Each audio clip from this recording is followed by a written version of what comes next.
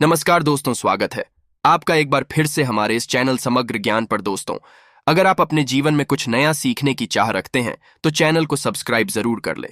दोस्तों, हरतालिका तीज के व्रत में क्या क्या खाना चाहिए और सरगी कैसे लेना चाहिए, व्रत का पारण कैसे करें और सास को थाली कैसे दें, क्या क्या सामग्री उसमें रखना चाहिए और जिनकी सासू मां नहीं है वो क्या करें। साथ ही साथ हरतालिका तीज पर एक चीज जरूर खा लेना चाहिए। भगवान शिव और मां गौरी आपकी झोली खुशियों से भर देंगी, हो जाओगे धनी। सच्चे दिल से कमेंट बॉक्स में लिखें AUM नमः शिवाय, जय माता पार्वती। माता पार्वती लिए एक लाइक तो बनता है और हमारे चैनल को सब्सक्राइब करके बेल आइकन जरूर दबाएगा। दोस्तों, पंचांग के अनुसार इस साल भाद्रपद मास के शुक्ल पक्ष में पड़ने वाली पावन तृतीया तिथि 17 सितंबर को सुबह 11:08 पर प्रारंभ होगी और 18 सितंबर को दोपहर 12:39 पर समाप्त होगी। उदया तिथि मान्यता होने के कारण हरतालिका तीज 18 सितंबर को मनाई जाएगी। हरतालिका तीज व्रत 2023 शुभ हरतालिका तीज पूजन मुहूर्त 18 सितंबर को सुबह 6:07 से सुबह 8:34 तक रहेगा। पूजा की कुल अवधि 2 घंटे 27 मिनट की है। दोस्तों, हरतालिका तीज पर पहले सरगी ली जाती है। आइए जानते हैं सरगी कैसे लें। हरतालिका तीज व्रत शुरू होने से पहले सूर्योदय से पहले या मध्य रात्रि में महिलाएं सरगी करती हैं। सरगी में नमक युक्त भोजन नहीं करना चाहिए। साथ ही सरगी में बहुत भारी ना करें जिससे आपको उपज की समस्या हो जाए। सर्दी में फल, जूस, नारियल पानी, ड्राई फ्रूट्स और मुरब्बा खा सकती हैं। इससे आपको एनर्जी मिलेगी और डिहाइड्रेशन नहीं होगा। साथ ही आपको व्रत के दिन भूख भी नहीं लगेगी। अगर आप इस व्रत को निर्जल नहीं रख सकती है तो आप व्रत रखने से पहले संकल्प जरूर ले लें, पारण में शामिल करें। ये चीजें हरतालिका तीज के अगले दिन पारण किया जाता है। मान्यता है कि चतुर्थ तिथि लगने के बाद ही पारण करना चाहिए। व्रत का कभी भी नमक युक्त भोजन से नहीं करना चाहिए। आप पानी, शरबत, फल या मीठे से व्रत खोले में धीरे धीरे पानी पिए, फिर किसी मीठी चीज का सेवन करें। मीठी चीज का सेवन करने और प्रसाद ग्रहण करने के बाद ही नमक से बना भोजन मुंह में डालें।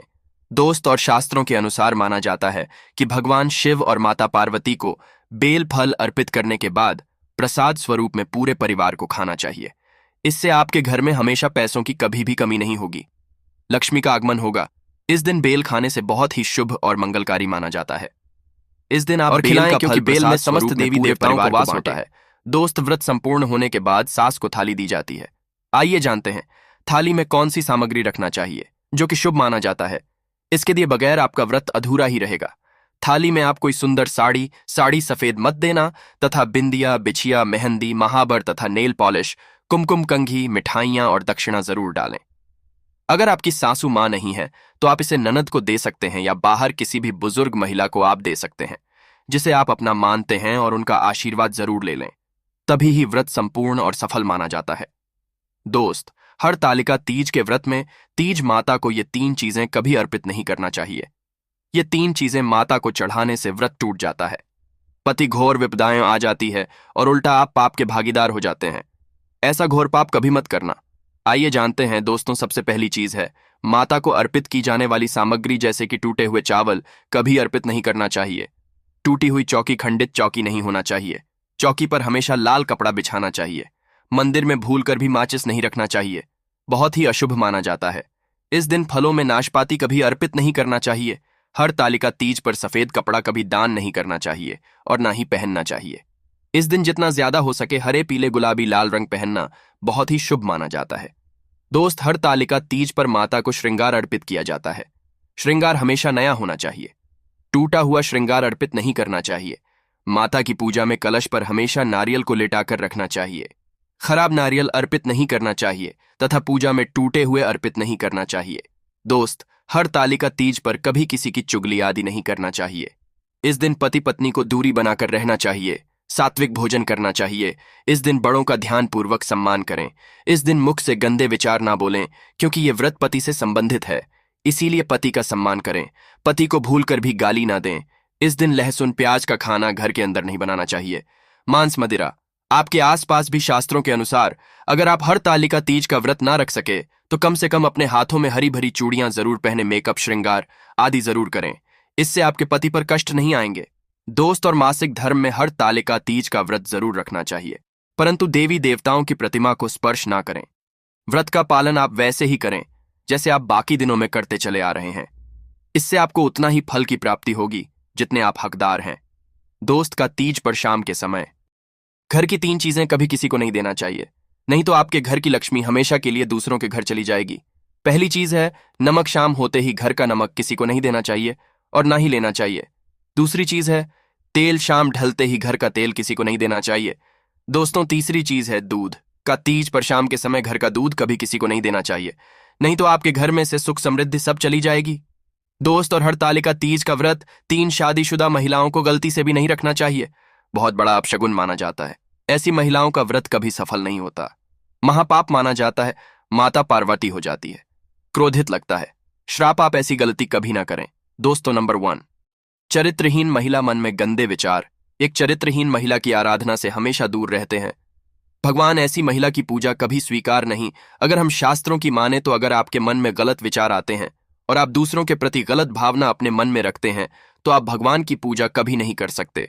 ऐसी शादीशुदा महिलाओं से हमेशा क्रोधित रहती है। मां पार्वती मां इनकी पूजा कभी स्वीकार नहीं करती। अगर आपका मन आपके पति के लिए सच्चा है तभी ही पूजा व्रत आदि स्वीकार होती है। आप हरतालिका तीज व्रत रख सकती है। मां पार्वती साक्षात ऐसी महिलाओं को प्रदान करती है। दोस्तों, नंबर 2, अधूरी शादी। खास तौर से सुहागिन स्त्री के लिए हरतालिका तीज का व्रत बहुत ही महत्वपूर्ण माना जाता है। परंतु क्या आप जानते हैं, शास्त्रों के अनुसार जब तक आप हिंदू रीति रिवाजों के साथ शादी नहीं कर लेते, यानी 7 फेरे नहीं ले लेते, तब तक आप इस व्रत को रखने में सक्षम नहीं है। शास्त्रों में इस बात की कतई मनाही है। अगर आपने कोर्ट मैरिज भी की है तो भी आप इस व्रत को रखने में सक्षम नहीं। पहले आप अग्नि के साथ फेरे लें, तभी ही आप हरतालिका तीज का व्रत रख सकते हैं। और अगर आप शास्त्रों के विरुद्ध ऐसा करते हैं तो आप पाप के भागीदार बन सकते हैं। माता पार्वती आपसे नाराज हो सकती हैं। दोस्तों, नंबर 3, कुंवारी कन्याएं हरतालिका तीज का व्रत रख सकती हैं। अगर पाना है अच्छा पति तो हरतालिका तीज का व्रत कुंवारी कन्याएं जरूर रखें। दोस्तों, नंबर 4, तलाकशुदा महिला।